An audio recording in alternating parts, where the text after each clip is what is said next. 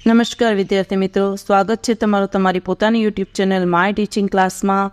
આજે આપણે ભણીશું ધોરણ 7 વિષય ગુજરાતી સેમ 2માં પૂરક વાચનમાં પાઠ 5 શોખીન બિલાડી, જે એક બોધકથા છે અને એના લેખક છે પુષ્પા અંતાણી।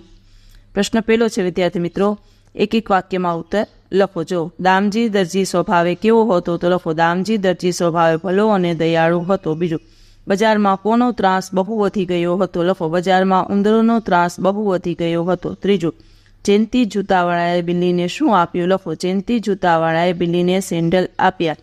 ચોથું, ઉંદરો શા કારણે મૂંઝાયા, લખો બિલ્લી બધી દુકાનોની ચોકી કરવા લાગી તેથી ઉંદરો મૂંઝાયા। પાંચમું, બિલ્લી કેવી રીતે હળવી ફૂલ થઈ ગઈ, લખો બિલ્લીએ જે કંઈ પહેર્યું હતું તે તેને બંધન કરતા લાગતું હતું તેથી તે બધું ઉતારીને હળવી ફૂલ થઈ ગઈ।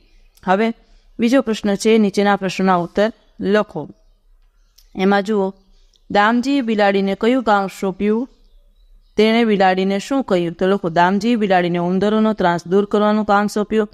તેણે બિલાડીને કહ્યું, અહીં ઉંદરોનો બહુ ત્રાસ છે, ઉંદરોથી બચવા માટે મારે દુકાનના બધા કપડાં બહુ સંભાળીને લોખંડની પેટીમાં મૂકવા પડે છે। જો ક્યારે ભૂલથી કોઈ કપડું બહાર રહી ગયું હોય તો બીજે દિવસે દુકાન ખોલું ત્યારે કપડું આખું ચાળણી બની જાય છે, નુકસાની ભોગવવી પડે છે, તેથી તું એની ચોકી કરીને ઉંદરને દૂર કરી નાખ।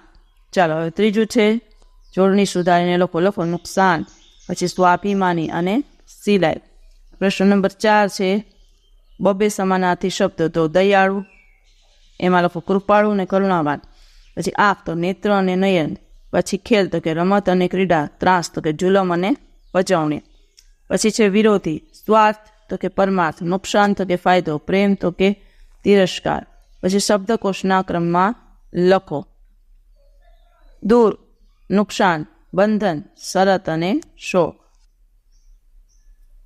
ચાલો વિદ્યાર્થી મિત્રો, આજના વિડીયો લેક્ચરમાં આટલું જ। જો તમને આ વિડીયો ગમ્યો હોય તો લાઇક કરશો, તમારા મિત્રો સાથે શેર કરશો અને મારી ચેનલને સબસ્ક્રાઈબ પણ કરશો।